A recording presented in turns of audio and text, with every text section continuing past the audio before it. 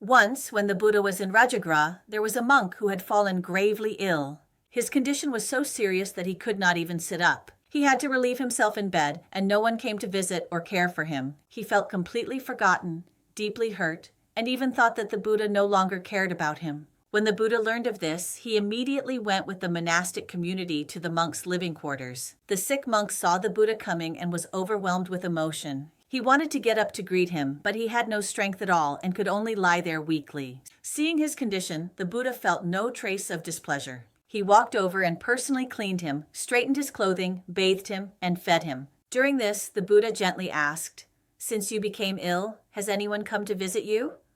The monk replied, "No one." The Buddha then asked, "When you were healthy, did you ever visit or care for those who were sick?" The monk fell silent for a moment and said, "I never did."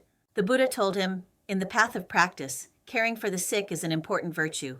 You did not plant this good seed in the past, so the good conditions are not present today. But now that you understand this, from this very moment, you can begin to change." The Buddha then continued with gentle guidance. Birth, aging, illness, and death are part of every life.